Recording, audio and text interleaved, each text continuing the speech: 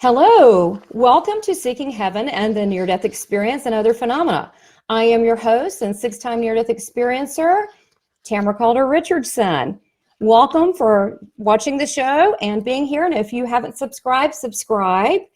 And we're going to have just amazing speakers coming up, near-death experiences that you're going to hear, spiritually transformative experiences. We're going to have all sorts of mystical speaker experts and various topics. So thanks for being a part of this. Today, we have a super special guest for you. And personally, I am very excited, and as someone that I really admire a great deal. Today's guest is a 5-time near-death experiencer, as well as the mother of coining the term STE, which means spiritually transformative experience. This person is also an expert NDE, an SDE person that has spent their whole life understanding this phenomenon. They are also the author of Touched by the Light, and as well as the co-founder and president of Spiritual Awakening International. I would like to welcome Dr. Yvonne Kason. All right. So nice to have you. Let me put you. Hi there. I'm going to get you right in the front. There you go. Hi there, Tamara. Hi. Hi. So I know you're very busy, and I appreciate you taking the time, Dr. Kason, for to go over. I mean, we were just saying right before the interview, my gosh, there's so much to go over. So you're just a wealth of information. You're an encyclopedia of NDEs and STEs. I wanted to, first, I know you were a family physician. I want to talk about how you were formally trained, because you are trained in the sciences, being a full MD. Tell us how someone that went from a family physician and how you came to embrace the NDE, the STE experience. Okay, sure. Well, I am a retired family physician and MD psychotherapist, and I taught at the University of Toronto in the Faculty of Medicine for almost 30 years.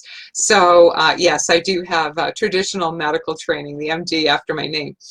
But I started becoming interested in this area of spiritually transformative experiences because of things that actually happened to me while I was in medical school and when I was a resident. And how I look at it now is that spirit was giving me these experiences while I was getting my medical training. I was starting to get my spiritual training, that ultimately this was going to be what I was going to be specializing my medical practice in. So what happened was, in 1976, when I was in my last year of medical school, I took this meditation course they were offering at my university, and they advertised it that it would help you study better and get better marks in your exam. So, okay, I took this meditation course, and it did help me study better, and I did very well on my exams. But I loved meditating. I found it was like a duck being led to water. I just took to it naturally. I now realize that's because of past lives, but I just loved it. I started meditating an hour in the morning, an hour in the evening. And about 3 months after I started meditating, all of a sudden I had this really powerful experience in my meditation. And I now realize it was a Kundalini awakening. But back then, I had no idea what it was. So now what year was that? Was that 1976. 1976. Wow. And what had happened was, while I was meditating, I heard this loud inner roaring noise, like the roar of a waterfalls. And I felt this really powerful stream of energy run up my body and back and up through the top of my head. And then it was like or what I think of me, was catapulted out of my body. And then I was above my head, and I expanded. What I think of as me was no longer the size of me, my body. I was this vast expanse of space. And I felt this incredible love. And I remember thinking, gosh, no wonder people like to meditate, because I thought all the other meditators who were more experienced were having this every time they meditated. And I was actually embarrassed that, gosh, here I am, this A+ student. It took me 3 months till I got my technique right. That's what I thought. But then afterwards, I was surprised that I wasn't able to reproduce this experience on my next meditations, but I was having strange after effects. Like I was hearing inner sounds, which I now know were the sounds of the chakras. I was having recurrent sensations of energy running up my spine. And anyway, I was in medical school, so I just sort of put that aside. I was focusing on my studies, but that was the beginning. That's what introduced me to STEs. That was that Kundalini awakening.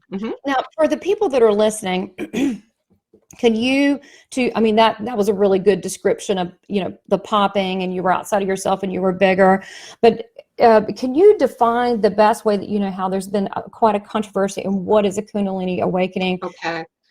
Yeah, a Kundalini awakening, and I talk about this in my book. You told people about my book. I'm just going to put it up for a second. Yeah, absolutely. There it is. Touched by the light. You've got to get it. Touched by the light. Okay, I hope you can see that. Anyway, Yeah. I talk about all the different types of spiritually transformative experiences in my book, and I give definitions for all of them, what the symptoms are, so you can sort of figure out if, oh, have you had this? A lot of people, when they read it, go, I never realized till I read your book that what I had is called X.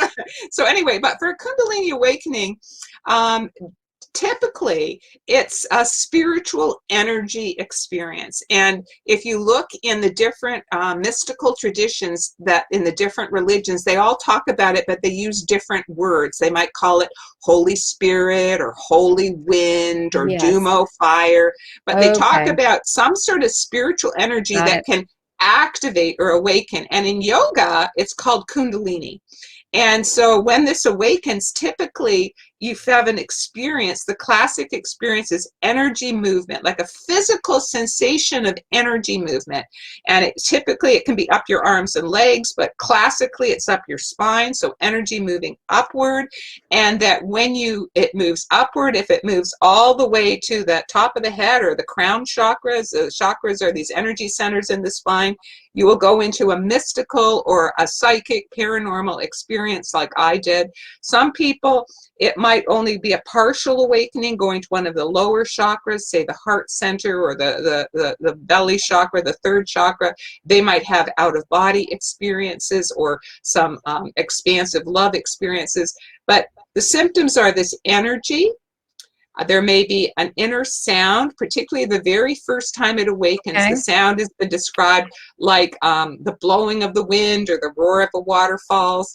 And then afterwards, there may be other sounds. There may be like tinkling of bells or rumbling sounds. But so energy, sound, and light. Many people have an experience of light or luminosity when the Kundalini awakens, that they might actually see a flow of like liquid light flowing in their body. And other people, when they have this experience, they feel like they're luminous, like they themselves are filled with light, or that the world around them is filled with light. So energy, light, and sound are the three principal symptoms of a Kundalini awakening, but it can be very physical. Like some people, they get pulses of the energy and their body is actually physically moving or physically working with the pulses of the energy. So it's other people will feel chakra sensations, like energy swirls at the chakras while the Kundalini energy is moving. So there are a lot of variations, but I now know that what I had in 1976 was a Kundalini awakening. But that wasn't it. I want to go on to the next experience. Yeah, absolutely. You asked me, how did I get into this area? I didn't know what this was, but I was focusing on my medical studies, and I just sort of put that aside as something, I don't know what that was, but put it aside. But then in 1979, I had such a powerful STE that I couldn't ignore it, that I could not just push it aside anymore. And that time, I had my first white light type of near-death experience. And how that happened was in March 27th of 1979, I was a medical resident, and I was assigned on a medevac that day. And the medevac was by small airplane, and it was in Northern Ontario, Canada, which is where I live. I'd been assigned to work for a month up there with the Native Indians on the reserves. And so the plane that we were doing the medevac in was a small twin-engine propeller plane, a Piper Aztec. And the plane was filled with the pilot, me, the nurse, and the patient on a stretcher. And I'm going to make the story short just because of time. If people want more details, you can read it in my book. But basically, get the book. basically what happened is we flew into bad weather. We flew into a storm. And first one engine failed, then the other engine failed. Oh. And we ended up having like a crash landing. The pilot very heroically tried to steer the plane as it was coming down. He managed to avoid crashing into trees, which would have killed us, and got us onto the surface of a frozen lake, and we would have been fine. We skidded right across the lake, except when the plane came to a stop, the ice was too thin, and the plane broke through the ice, nosedived, and quickly sank into deep water. And where we crashed was a place called Devil's Gap. It's really not its name. Not a good place. And it's called that. It's on Lake of the Woods by Kenora. And it's called that because it has a really, really strong current, so much so that the ice never freezes in the winter. And in order to get to safety, after, I managed to get out of the plane, I pulled the nurse out, the pilot got out. We tried to pull the patient out. We couldn't. She unfortunately went down with the plane when it nosedived. But we had to swim to shore through this water with a really, really strong current in order to get to safety. It's probably freezing, wasn't it? It was sub-freezing. It was a winter blizzard. I was wearing heavy winter clothes, a parka and boots, and they were just pulling me down like lead weights. Anyway, but the experience, I need to tell you about the near-death experience. Yes. The experience started before the plane crashed. Are you kidding? No. That is interesting. I've not heard that before. It started when the plane was going down. When I saw that both propellers had stopped. My first reaction was, I think like most people, intense fear and panic. Like, oh my God. And what came out of my heart, I didn't say the words out loud, but it came out of my heart with like the thought, God help, I'm going to die. And it seemed like that was close enough to a prayer that is when my near-death experience began. So this is while the plane was still going down. And then what happened was this force field of peace started descending upon me. And it was literally like it was pushing down, pushing away all of that fear. And I felt complete peace and calm. And then I heard a voice in my mind say, be still and know that I am God. I am with you now and always. And with those words, the vibration of peace was so strong. I mean, I was totally alert. I turned to the patient. I started comforting her. My fear was completely gone. The pilot managed to get that skid landing, and then we started sinking, and then I tried to get the patient out and I couldn't. Then the voice in my head repeated, swim to shore, and I started swimming to shore, this long distance. And I started going under. I went under several times in swimming to shore. My mouth would fill with lake water, and I would kick with all my might to get my face above water again and gas some air in my lungs. And halfway to swimming to shore is when my near-death experience deepened. And what happened was, all of a sudden, I heard like a roaring noise again, like, whoosh, and I was whisked out of my body. And suddenly I found my point of perception, maybe 20 or 30 feet above my body, looking down. But it was not that straightforward, because I was still alive and I was still swimming to shore. It was actually like my consciousness was two places at the same time. And what it was for me was like, I compare it to a split screen TV where you have a little tiny image in the corner and then the big main image. So most of my consciousness, the big main image of my consciousness, was now 20 or 30 feet above my body, but there was still a little piece of my consciousness, like that tiny little piece in the corner, that was still in my body, that was still desperately struggling to swim to shore. So the bulk of my consciousness that was above then went up higher. And I went into this place that was filled with light. Yes, it was dark and stormy out, and it was like it was like being at the top of the clouds, you know, when you're going up through an airplane just before you break through the top of the clouds and you hit the sunlit skies above where it's all soft and white and glistening. That's how the realm of light looked to me, like a diffused, beautiful, soft, white light realm. And for an instant, I saw like a face of light, and then it sort of faded into the periphery. And, you know, for me, people talk about the light. For me, the most profound part was not the light itself, but it was how it felt. It was the love. I felt such incredible, intense, unconditional love. It was the most powerful, most beautiful love I'd ever felt in my life. I felt like I was home. And I just knew things. I just knew things, not because somebody said it to me and spoke it to me. I just knew things. I absolutely knew that what I was experiencing was the love of the higher power, or what I call God. And it was not anything like what I had been taught God was like. So, you know, it was not an old man sitting on a throne, you know, with a long white beard judging us, saying, have you been good? Have you been bad? No. What I was experiencing was this universal force, like a force interpenetrating all of creation, that is infinitely intelligent and infinitely loving.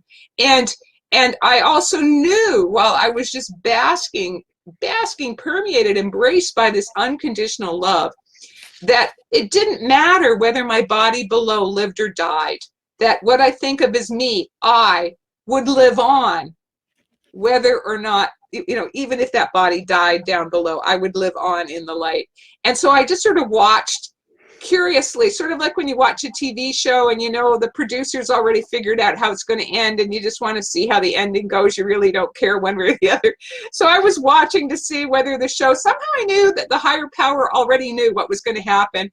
How's this going to end? So I was watching how this is going to end. Anyway, through a series of miracles and the grace of God that I describe in more detail in my book, if you're interested, but I managed to make it to shore. And then through a whole series of coincidences and miracles, through the grace of God, there happened to be a helicopter in the area, and there happened to be a plane right overhead who caught our SOS message and happened to radio it to the helicopter, and then they came over and found us, and they took us to the nearby hospital, which was Kenora Hospital. I watched from above as you know, they took my body out of the helicopter on the driveway of they landed the helicopter in the driveway of the hospital. They put me on a gurney, they wheeled me in, and then finally they resuscitated me. I was hypothermic, which means almost frozen to death and near drowning. And how they revived me is by taking me into the hot whirlpool baths of the physiotherapy department. And there is where I felt my consciousness re-enter my body. And what that experience was like, how'd that feel like? That felt like a genie being sucked back into a bottle is what it felt like. It was whoosh. That's the best example I've ever heard today. It's like and I was kind of look like Genie, so that makes sense. Well, it's like I was in this big space up there, and then whoosh, it felt like I was abruptly sucked through the top of my head into a much smaller space, which was my physical body. And then I knew, I'm back, I'm going to live. Now, this happened towards the end of my residency, and I was profoundly impacted by this experience. I had no idea what it was. You know, I didn't know what to call this experience. And I remember after I got back to Toronto, I had to take some time off work because of the frostbite, etc., to heal. And I was just oozing love afterwards. It was like I brought some of that love back with me. I was just, you know, my heart was just so filled with love. I'd look out of my window, I'd see the squirrels playing in my yard, and I'd have these waves of love coming out of my heart for the squirrels, and I'd listen to music, and I just, I think they would move me to tears, and I'd feel all sorts of love with all emotions in music. And I was just so filled with love. And then, but it also had a very positive healing effect on my life. I had been feuding with my father for many years, you know, as young people do. And after this experience, I called my father up. We hadn't been talking maybe for a couple of years. I called my father up and I said, Dad, I love you. let's be friends. And we reconciled, we spoke, we worked out our differences, and we ended up having a beautiful, loving father-daughter relationship for 7 years until my father died. And I look at this as one of the biggest gifts that I got out of that experience. Beautiful. But you know, these things had happened to me, and I didn't even have words in my vocabulary to describe them. So I tried going to my medical colleagues, and I said, I tried to describe what happened to me. That's right. You know, has anybody ever heard of anything like this? Do you even have a word to describe it?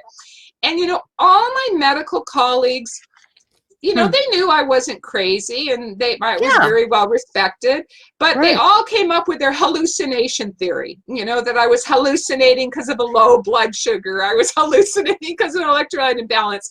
And I thought, no, this is not a hallucination. This was a profoundly positive, transformative experience. I even went and spoke to someone who considered themselves a near-death experience expert at that time. And they said to me, well, were you clinically dead? And I went, well, no. And they said, well, did you see a tunnel with a light at the end of it? And I said, no. So they said, well, it was not a near-death experience. And You're so I kidding. thought, no. So I thought, crazy. okay, it's not a near-death experience. What is it then? You know, so I had this what is it experience in the plane crash, and this what is it experience when I was meditating in medical school. So that is what launched me, just as a human being, to start researching diverse types of spiritual and paranormal experiences that people are having. And I was looking at mystical experiences. I was looking at all sorts of psychic phenomenon. I was looking at Kundalini awakenings. I was looking at near-death experiences. So for many years after that near-death experience, I was like a closet mystic and spiritual seeker. So on the outside, I was, you know, doing traditional medicine and looking after patients, and I got a teaching position at the University of Toronto. But my secret in the closet life when I was at home was, you know, I was meditating, I was reading from different spiritual traditions, and I was reading everything I could find about all these types of spiritually transformative experiences. But, you know, that a funny thing happened, I just want to mention before we go on, is that over the years, it's like people heard about me through the grapevine. I practiced in Toronto, Canada. And more and more people started coming to want to see me in my office as a patient, in the confidentiality of the doctor-patient relationship, started telling me about their own experiences. So over the years, I was hearing more and more stories about people having mystical experiences, all sorts of psychic awakenings, Kundalini awakenings, and near-death experiences. And I also heard the horror stories of how badly they were being treated, you know, being told by their family and friends that they're hallucinating, that this is crazy, being told by their doctors that they're hallucinating, some of them being put on medications or even hospitalized, you know, and people being told by their churches that this was work of the devil. And heard that one. It was horrible. It was horrible. So people really appreciated finding a person who had the MD after their name, like me, who would believe them and who would not automatically label them as crazy. And so it all sort of started building up until 1990. And then in 1990, I was invited.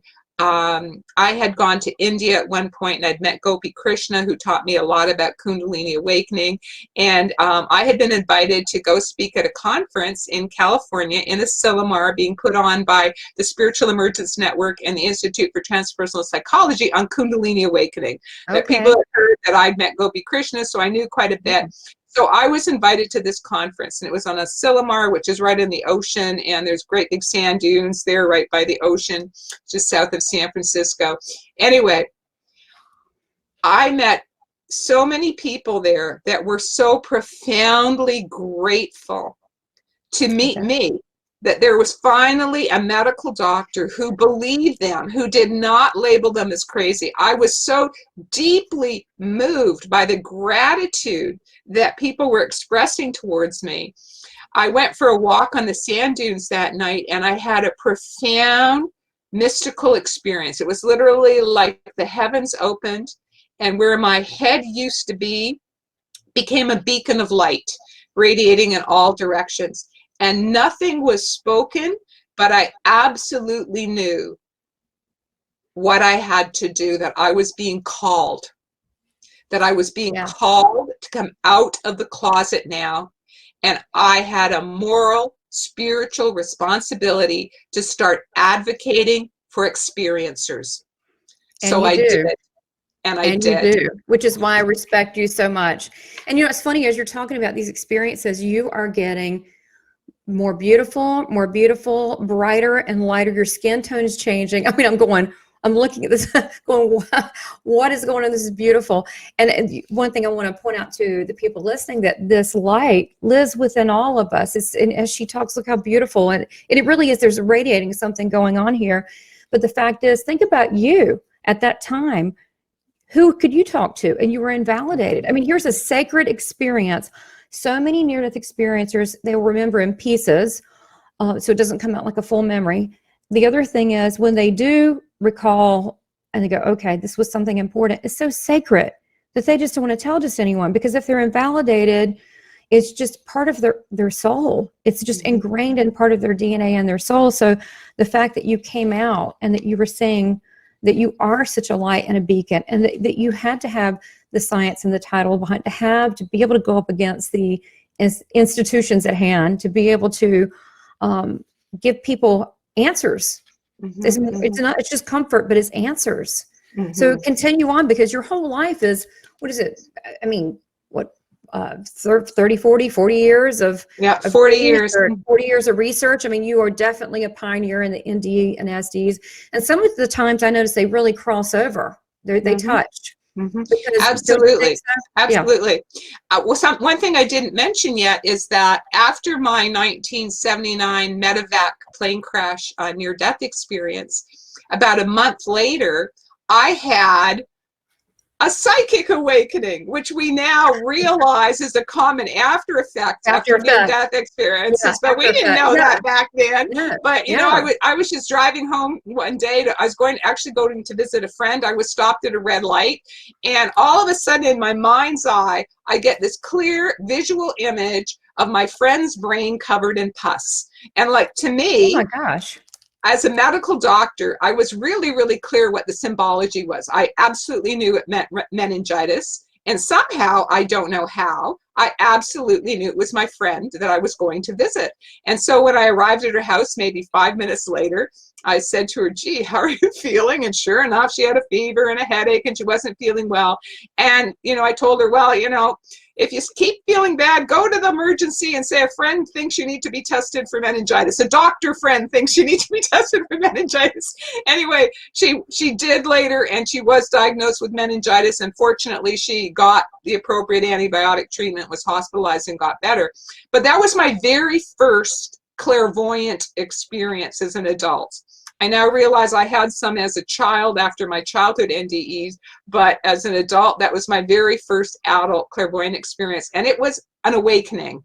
So I started having more clairvoyant experiences, many, many, many clairsentient experiences. I was profoundly clairsentient, clairaudient, so started later on having past life recall. So all sorts of psychic phenomenon started happening to me, which I now know is common both for people who've had a Kundalini awakening, and also as an after effect of near-death experiences, because I'm one of many people who thinks that perhaps with near-death experiences, we are also activating the Kundalini, which is why both Kundalini awakenings and near-death experiences have similar after effects, with sort of this broadening of the range of consciousness, where having multiple types of STEs becomes the new normal. I like that, the new normal. I think that's our native spirit. I think that's our native soul, what we really are, to be in this form. Matter of fact, I think Atlantis, the rumor is that that's how people operated at that point. And one thing I just want to make an observation, you were talking about psychic. Sounds like that what you were talking about, your friend with meningitis, that it's really a knowing. And that's a higher level. We were talking about beforehand, the book of Spirits and the book of Mediums by Allan Kardec, that knowing is higher. You just knew it. Right? That's more than like the feeling, touching, seeing, all of that. So It sounds like you just I'm just moved. telling you what happened to Yeah. me. And so I'm saying, like, I'm having all of these experiences in the closet all these years. Plus my patients are telling me they're having these experiences, and that after their awakening experience, their initial experience, whatever it was, whether it was a Kundalini awakening, whether it was a mystical experience, whether it was a psychic experience, whether it was a near-death experience, whatever their awakening experience was, that's not the end.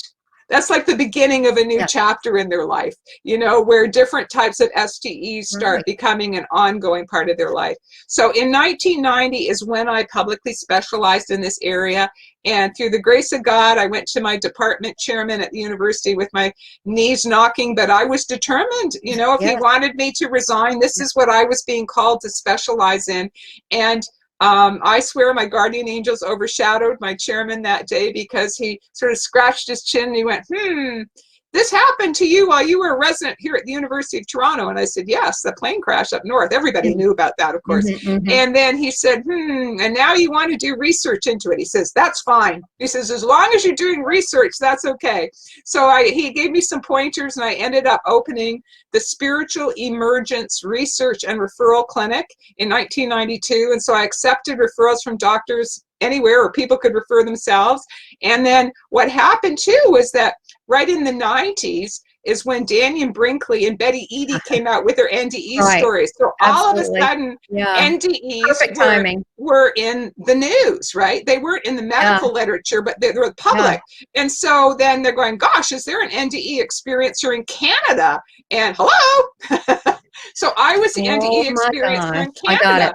So all of a sudden, the lay press and the TV shows, and I was, you know, in the same forum with Betty Eadie and Daniel Brinkley when they were brought to Canada, and our Canadian NDE experiencer is Dr. Yvonne Kason.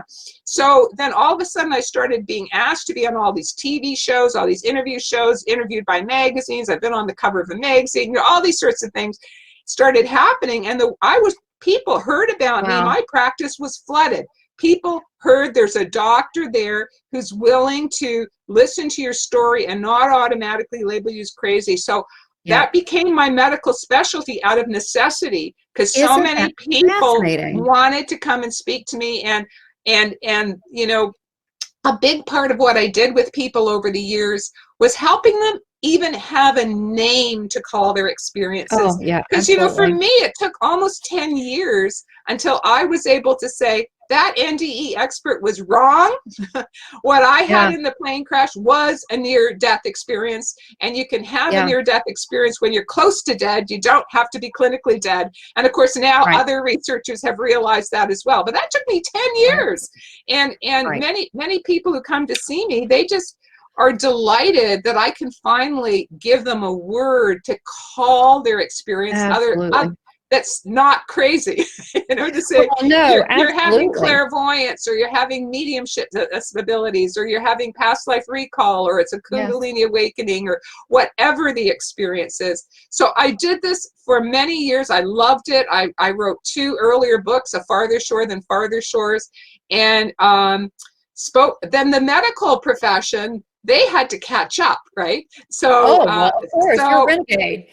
So then I started getting invited by medical institutions, groups, hospitals, universities in Canada, because, hey, patients were talking about it. It was on TV. Doctors had to learn something about it. So I started doing a lot of events for doctors and counselors and therapists, just informing them about the definitions for spiritually transformative experiences of all kinds, and how do you support or counsel somebody who's had one of these experiences, and making sure they realize it's not crazy. And I loved this work, and I thought I'd be doing this until I had gray hair, but the spirit had other plans. Then we come to what happened to me in 2003. Okay, so you were there for, I mean, this just really blew up. You're right, that time period is when it really started coming out, because then Danny and Brinkley that was when he got a hold of Dr. Raymond Moody, and he was doing, and then here you come. Because I remember that time period. Actually, it was the book Saved by the Light by Danny and Brinkley that was like, oh my God, this is someone I haven't told anyone. And so, and he's from the South. He lived in the Carolinas. I live in the Carolinas. So it was like, oh my gosh. And then as well as Betty Eady, which will be, I'm interviewing her. That'll be coming on as well. So that is, the timing. Spirit has perfect timing. Exactly. Perfect timing for you. Yeah. And so that I thought, that this was going to be what I would be doing forever, but Spirit had other plans, because on November the 8th, 2003, I died. That is when I had my most recent near-death experience. It was my 5th. I had a slip and fall accident on ice on Niagara Falls. Black ice. Wow. I fell back, hit my head on rock, had a brain hemorrhage and a traumatic brain injury, and I died instantly. And what happened, I just want to mention, I'm going to step back just a little bit, 2 hours before it happened. Tell me. I had come to Niagara Falls because I love to meditate at Niagara Falls. I love the roar of the water, and I experienced it as a power place on the planet. It is power. And I love meditating there, and I go deep very quickly. And so I was meditating at the base of the falls, and all of a sudden, I found my way home. I found myself back into the state of communion where I could see the other side and this side at the same time, eyes open. I finally reached the goal that we strive for in God communion, that oneness, the success in yoga. I found my way home. I didn't know how long it was going to last. I didn't know if this was just a glimpse, but I also didn't know that I was going to die 2 hours later. So you were holding two worlds open, two dimensions, and living in both places. I think it was my deathbed experience that I slipped into, the experience that people have shortly before they die. Yeah. I think that that's what happened to me. And so I was in this state of communion, oneness, open. I saw a being of light on the other side welcoming me home, a saint from my spiritual tradition. And I remained in this state of blessed communion. Went and ate dinner with a friend. I was in communion the whole time. After dinner, we went out. I slipped on ice and I died. So it was, okay. So the thing is, you were so everyone's loved it. Here you are, so loved, and you're having this beautiful experience, almost as a comfort, don't you think? As a comfort beforehand, but it's a premonition too, as well. I had no idea I was going to die. All I knew was I was home. All I knew was I was home. And then what happened is, as soon as my head hit the pavement, and it was like a sledgehammer cutting into my head, the trauma of the head injury, it was like, poof! Suddenly, a force greater than myself whisked me out of my body, and I was being whisked up through this dark expanse of space by a force greater than myself. And maybe people would call it a tunnel. I experienced it as a dark expanse of space. And then suddenly I was in the light realm again, like I had been in 1979. And this time I was being welcomed into the light by two beings of light.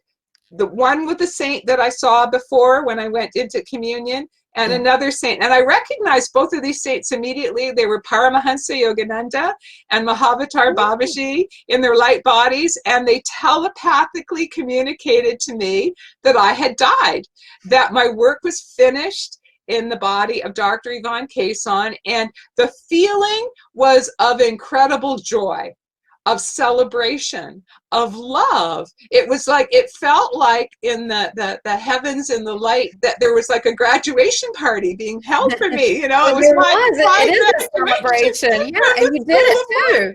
And I remember that for a second I sort of hesitated because, I'd heard about the life review and I thought, it's going to come now, That's right. Because, nobody's perfect. And of course I'd done some things, that everyone's made mistakes.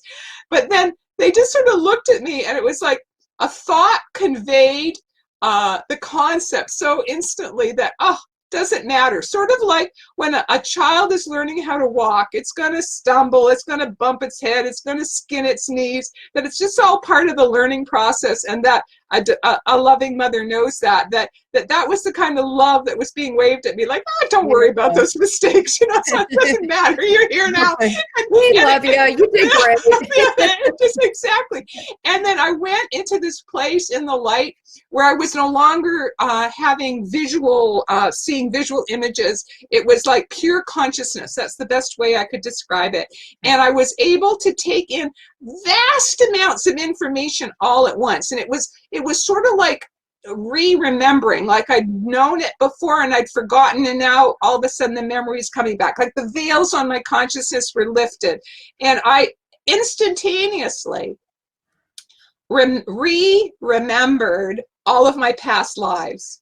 And it was like all, like before I'd known of many of my past lives, but they were like I'd had pieces of the jigsaw puzzle before, and now they were all put together and I could see the whole picture and it all fit, and it was like an aha experience. It was, so you had kind of like a soul review, really, right? I don't know what to call that. I don't know. What I experienced. That is really interesting. So you didn't just get the life review, you saw it more expansively.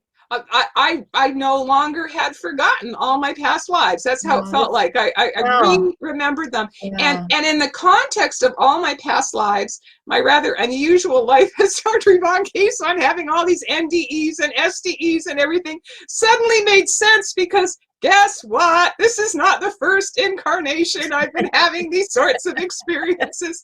And it's just sort of like continuing from where we left off before. And so anyway, it was also in timeless time. Like it felt like time passed differently on the other side. It felt, it's so hard to explain back here, but it was like past, present, and future all seemed to coexist. That they were all sort of happening almost at the same time on the other side.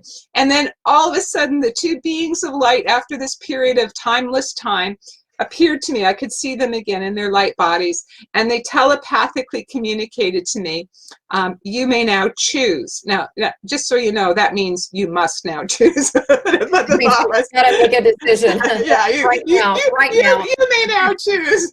You must now choose. And the choice was whether to incarnate in the body of a babe to further serve the divine, and or the choice I was given was to go back to the maimed body. Now, I don't use the word maimed in my vocabulary. Actually, after I was back, I had to look it up in the dictionary, and it means handicapped or with a disability. So, but I sort of got that's what it meant, that it'd be injured body. Okay. Thank you for defining that. Yeah. Because, it's interesting that a word that I don't use, that I had to look up afterwards. Yeah. And so what happened was, it was like, it literally felt like my heart answered. It seemed like my intellect part of my brain that would go, well, just a minute, what do you mean, the maimed body? that part was like, I don't know, resting or just taking a holiday, and it was just my heart. I was feeling such love and such joy, and it literally felt like the words came out of my heart. And what came out of my heart just spontaneously was, Masters, please guide me. What is the higher choice? I want to do God's will. Yes, thy will be done. Exactly. And that had been my motto for many, many years. And it's a good one. And then they so lovingly, it was like a gentle caress, the thought, how a thought can be like a gentle caress. It's impossible to explain, but so lovingly communicated back to me telepathically again. It will be more difficult, but to return to the injured body. And then again, like my intellect was not going, what do you mean more difficult? It just wasn't there. It wasn't there. It just came spontaneously out of my heart, that was just wide open. And my heart just said, I accept. And it was faster than my heart could even think that thought. It was between the I and the accept that I suddenly, with a gasp of air, woke up in my dead or unconscious body lying outdoors and so it was I, gasp, accept. And then for the first few minutes, I could see both realms completely. It was like our earthly realm and the white light realm. It was like they were literally superimposed on each other. I got it. I experienced that too. Yeah. And the two saints, they came with me. It was literally like they had ushered me back into my body. I got it. And then once I was in there, the white light realm started fading from view, like, the fading of the split screen TV, until it became just a tiny little dot over there. And then I was back. But, I came back into a body with a serious injury. What happened when you woke up? Because you're saying, it's funny, thank you for that. Actually, right now I'm really touched because I've never had anyone explain that. And I had saw the two merged, and I was ushered too, but I've never heard anyone. So that really validated me. Thank you. Wow, that was a big one for me just now. So when you get back to the body and you wake up and you're, you're seeing all these multiple things going on, do you realize how badly damaged you are, and who's around you? Well, I had been there with a friend, and I guess she'd run off looking for help but didn't find anybody. And then when I started breathing again, she, after, I don't know, a few minutes, she came back. Yvonne, are you all right? And what I remember is that the first word that came out of my mouth was, no. Not really. That's right. No, I knew I was very seriously injured. My head felt like a grenade had exploded inside of it. Just incredible. I mean, I had a brain hemorrhage and a traumatic brain injury. So my head was exploding, and I had, my neck and other injuries from when I fell. But I didn't realize how seriously injured I was, nor did my friend. And anyway, I'll make a long story short. I was ultimately diagnosed with a serious traumatic brain injury with a brain hemorrhage. And it's a whole other story. Maybe I'm going to write a book on my journey healing from the traumatic brain injury. But it disabled me. That although I could speak, I could walk, I could talk, because of where my brain was injured, I had two lacerations in both of my frontal lobes and a hemorrhage in the back of my brain, that it severely affected what's called attention and concentration. And it was like I had a severe type of ADD afterwards, even though my intelligence was intact, right? That it was like I couldn't take a shower because I would forget, have I shampooed my hair yet? Have I not? Have I put the conditioner on yet? Have I not? My short-term memory was like profoundly impacted, and I was having problems with dizziness and with my balance and with severe fatigue. Anyway, tons and tons of problems.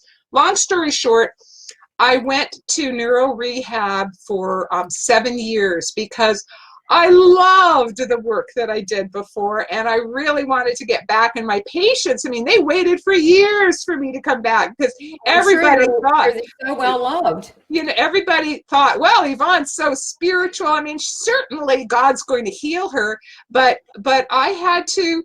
I tried really, really hard. I tried everything. I did all the neuro rehab. I did all the complementary things and detoxes and cleanses and changed my diet and took out my mercury fillings and everything to try and, candida cleanses, just everything to try and get better. But I finally had to realize that for whatever reason in the divine plan, I was not being healed. And that I was now back, but I was in a disabled body. And that how I had to give up my medical career, writing, public speaking, all of that. Even volunteering at my son's school was just too much for me. Even driving short distances was a challenge at that point. So I had to slowly, with time, accept that I was a disabled person. And I made like a pact in my heart with the Lord that I will serve in whatever way I can. So if the only way I can serve now is through my prayer and meditation, then I will serve through my prayer and meditation. So that became like the most important thing in my life in terms of serving, because all my life I've always been of service, and that I always tried to be God's instrument. And this was the only way I had left to serve, was through my prayers and meditations. I was disabled from doing anything else. So I focused very much. I'd lost my ability to meditate with a traumatic brain injury, and I had to work very, very, very hard to get my ability to meditate back. But I was determined, and slowly, slowly it came back. And it took me, I would say, 6 years till I could meditate for an hour again. And then after that, I started gradually being able to do longer meditations, 2 hours, 3 hours, 4 hours, 6 hours. So gradually I got it back. So on February 24th, 2016, I was down at a meditation retreat, Self-Realization Fellowship meditation retreat in Encinitas, California. And I love doing these meditation retreats because that is how I was serving now, through my prayer and meditations. So I took this very, went very deep in my meditations, did 2 meditation retreats a year, long ones, 2 weeks each. And so I was maybe the 3rd or 4th day of my meditation retreat, and I was really deep in a long meditation. And all of a sudden, I had this inner experience where I felt this eruption of light in the center of my brain. It was like a volcano of liquid light in the center of my brain, and the subjective experience was like waking up. It was like this part in the center of my brain had been in darkness for 12 years. This was now 12 years since I'd had my brain injury, and suddenly the lights came on, and I woke up, and I had a miracle. I had a spontaneous brain healing experience. My brain was healed. God is good. God is Wow. good. Wow. And the inner message that I've been given repeatedly since my brain healed in 2016 was, pass on what you have learned. So the first thing is like a floodgate open in my consciousness, the books. I wrote 2 books in the first year. The first one is Touched by the Light, this one here that I showed everybody. Yes. Okay, Yes. that's the first book I wrote after my brain healing. I've written a second one that's not published yet. And if you've ever written a book, it's hard to write 1 book in 1 year, let alone 2. But it was just like I'd been pregnant for 12 years, and now the babies wanted to start coming out. That's so cute. Two of them are out, and I've got more babies in there, more books that want to come out when the time is right. They're going to come out. I know that. And so I wrote Touched by the Light, and then I started public speaking again, and I wondered, I wonder if God has healed my public speaking, or if it's just my writing. Well, we'll give it a go. Oh, sure enough, I can public speak again. Spoke at IANS, a number of other groups, doing all kinds of podcasts now. And then I was invited to be on the board of directors of IANS, and then I was nominated to and elected as president of IANS, the International Association for Near-Death Studies. And so I went, Lord, is this on my path? I get a big inner yes. I went, oh, okay. But another thing happened, which was July of, what year is it now? 2020? So July of 2019. Yep. July of 2019. So this was before I was elected IANS president. I met Robert Baer, who was he was a candidate for IANS vice president. He's another multiple NDE experiencer. And he'd been nominated for vice president. I'd been nominated for president, and Spirit prompted me, talk with Robert Baer and see if you could run as a slate, president, vice president candidate. So I started speaking with him, and of course he's a multiple NDE experiencer, very intuitive too. And in our first conversation, he says, Yvonne, I'm getting this download that you and I are meant to start another organization with a much broader mandate. Oh, that's fantastic. You're working with someone just like you, because you're both getting the same download. And so I said, wow, I just met this man, actually we're on the phone, and I said, I have to meditate on this. But as soon as I meditated on it, I got a major download. Yes. And it's called Spiritual Awakenings International. And so I told Robert the next day, yeah, we are going to start another organization, and it's going to be called Spiritual Awakenings International. We just didn't know when or how it was going to manifest, but we both got the calling from Spirit. So this is a new baby that the two of us, we're like the mama and papa of this new baby, Spiritual Awakenings International. And then the time became clear. End of March, both Robert and I knew that we were going to resign from IANS as president and vice president, that we were being called to do something different. We'd had the calling from before, that we wanted to honor the calling, which was to found an organization that is supporting experiencers, that is by experiencers for experiencers, and that is dealing with the whole range of spiritually transformative experiences, including near-death experiences. And our vision is to bring people together, to foster networking, to raise awareness, and to really be a place where experiencers and those who support experiencers will find a safe home. So we founded Spiritual Awakening. I congratulate you on that, because I see what you're doing, and I'm just overjoyed. We really need that. Thank you. So we founded Spiritual Awakenings International in June of this year, and so it's a pandemic baby. Oh my gosh, that's so funny. which I think is awesome. God's timing is perfect, because everybody's online because of the pandemic, and guess what? Spiritual Awakenings International is an online network. So we're just delighted. Like, we've already got over we're almost at 800 subscribers now since June. I mean, we've just been blessed. People are affiliating right, left, and center. Right, around the world. Around the world. 37 different countries is where our subscribers are from every single continent except Antarctica. We're still waiting for the penguins. It's going to happen. So it's been wonderful. And so it's been a great opportunity to meet incredible people who are going through spiritual awakenings of all kinds from around the world, and to network and learn from each other and support each other. So that's my latest endeavor, to pass on what I have learned, is the birth of Spiritual Awakenings International. Well, I tell you what, I'm personally very excited about it, because I saw the caliber of the people that you have associated with it, and it's growing. But I find that now is the time. And people that, I love how that you are receptive and obedient to spirit, because when you don't, things go terrible. Have you ever not done that? I've not done that, and it's a disaster. It's not so good. Not so good. Not so good. Things go off the rails. So, but I do see what you're doing. I feel like so many people that haven't yet had an STE, spiritually transformative experiences, or an NDE, near-death experience, they're going through various spiritual experiences right now, that they need guidance, that this is something that people are waking up. They need people that have, maybe like yourself, or or people that have had near-death experiences like me, or STs, that can talk to people, have a safe place where they can share and ask and inquire and not be judged, but to learn and to be able to question or ask these things, because people are really coming out by the droves now. And I think there's a great shift that's happening, that people are coming into their true self.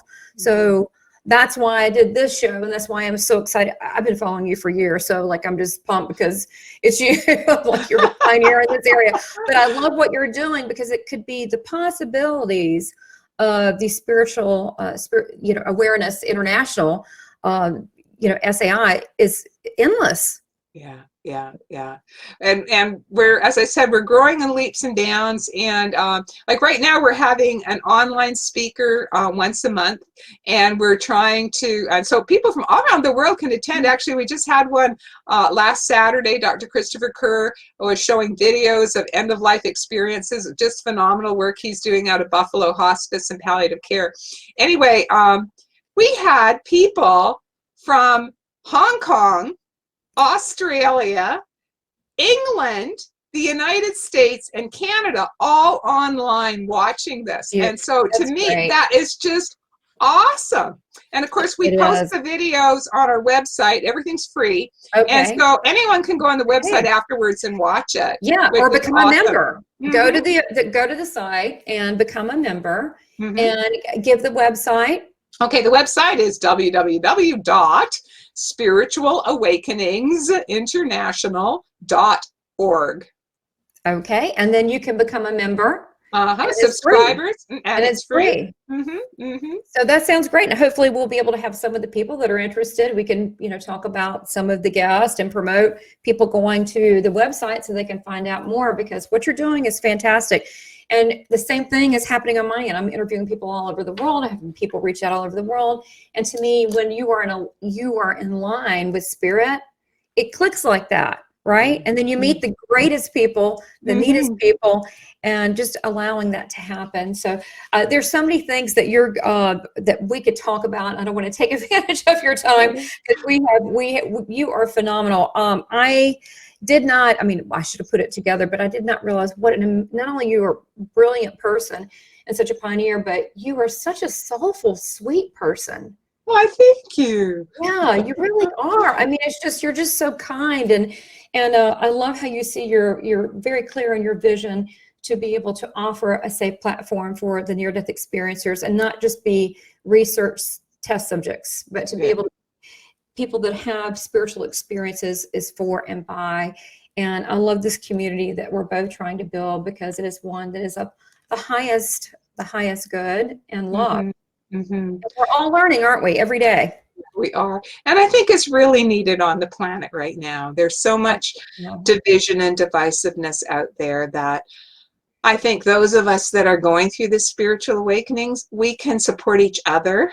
Yeah. So that then we can be more supportive to those around us, and try to be a beacon of peace, a little bit of light. Every little bit of light on the planet helps. It's true. It's a ripple effect, and that we all matter. And I think the biggest thing is that you're offering a platform, and you're welcome here anytime, and any of your guests, a platform for others to be a part of this community, whether it's on my show or what you're doing or anything that you're doing. I know that you did mention that you're having several people every month. You're having at least a key speaker, but you're also having a conference. Just an FYI, you're still planning it in June. Right. We're going to do. We were hoping to do an in-person conference in June, but with the virus, that looks impossible. So now we're planning that it's going to be an online conference, and it's going to be celebrating our 1-year birthday, and so we're going to have that in June. So we're really looking forward to that. Absolutely. Oh, I'm sorry, Yvonne. Go ahead. I was just going to say, we're going to have some dynamite speakers lined up. We have what's called the Circle of Honor on the Spiritual Awakenings International website, and that's like our Hall of Fame. So we have people who've been groundbreakers in the field in the last 100 years. So we're going to have some of our Circle of Honor individuals as speakers at our first conference. And actually, at some of our events that are coming up in January, February, March, we have 3 of our Circle of Honor people speaking. I'm one of them. Well, I'm speaking this Saturday, but your viewers will have to look it up online. I'm going to be speaking about everything you need to know about near-death experiences, what we've learned about near-death experiences in the last 40 years. And then in January, our next Hall of Famer is going to be Emma Bragdon, who's going to be talking about Brazilian spiritist healers, which is going to be awesome. Yeah. And then in February is another Hall of Famer, Circle of Honor. That's Dr. Jeffrey Long, who's has done the largest study of NDE experiencers of anybody in the world. Yeah. Well, we need to hear that. Phenomenal. Yeah. See what I mean? There is so much wealth. This is just the start. I mean, my gosh, you're still at your infancy. This is exactly, I can tell you what NDErs need. This is fascinating. One thing that people might not understand, first of all, we're all spiritual beings. We're all growing. But with near-death experiences, we're shifting. We're changing too. Sure, we all can have the light of God in us. I mean, we're all from the same place. So that's right. Right. Yeah, like if we want to shift from spiritual awakenings over to my own story as we're wrapping up here today. Yes, definitely. And if you wanted to ask me, what have I learned? I was going to ask you that out of all the years, I mean, I was like, that's a whole nother topic, but all the years, and you were saying the effects of, I know you're going to be going over the NDErs, but what are the things that where you stand right now, if you could just think of 3 to 5 things that sticks with you? Yeah.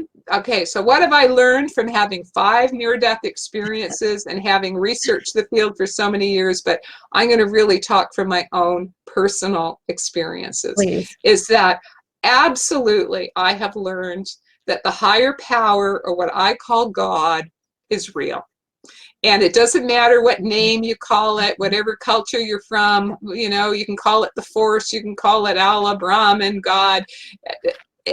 God is real. And if you don't believe in it, that's okay. It's still real. It's like if you don't believe the ocean exists, well, it still exists whether you believe in it or not. That's right. Just because you've never seen it doesn't mean it doesn't exist. So that absolutely. Secondly, I absolutely know from my own experiences, which has been validated by thousands of people I've spoken with, is that we are truly spiritual beings, that we are not the physical body. The physical body is like the car we drive around in, you know? And when the car wears out, we leave it and we're still alive. And we go on the other side, the astral planes. And then when it's the appropriate time for our particular soul to continue its soul journey of learning, growth, and service, then we incarnate again into a baby. So that we are spiritual beings, and that we incarnate many, many, many incarnations as men and as women in order to learn and grow and also to serve. And then the last thing I'd like to say is that what used to be considered paranormal is becoming the new normal. I agree. That the range of human consciousness seems to be expanding, that more and more people are starting to have repeated or ongoing STEs, so that it's not like, you know, they're in this normal baseline, they have this blip, they have a near-death experience, or a blip, they have an after-death communication, and they stay on the normal blip. That it's more like a line that's jagged going up, you know, that becomes normal for them to have more and more types of STEs. And that's what happens after a spiritual awakening, is that particularly if the person is meditating and taking their spiritual life seriously, like trying to live a grounded, balanced life, trying to follow, you know, sort of the universal spiritual guidelines for a healthy, moral life, and that they will find that they start having more and more experiences as part of their normal consciousness. So paranormal is the new normal. I love it. I actually, you should coin that, because I absolutely believe that's our natural state. And I think that would debunk a lot of dogma out there, because that's our nature. We are spirit. We're a multidimensional being. So you are an incredible blessing. I can't wait to hear more about you. And I would love, there's so many topics I would love for you to cover at another time, including spiritual guidelines. Wouldn't people like to know that? What are universal truths? So I think that would be terrific. Just want to thank you so much, and tell everybody, please go to the www.spiritualawakeningsinternational.org. Sign up for free to be a member, and also subscribe to my channel. We're going to have some fascinating speakers, some similar people that are on also, because, you know, the same field, that are involved with Dr. Kason's organization, and also Robert Baird. So you're a joy. Thank you so much for being this time in this episode on the show, and hope to have you back, you know, more often. There's so many things you could cover. Well, so thank you so much. Thank you, Tamara, for having me. It was a joy being here.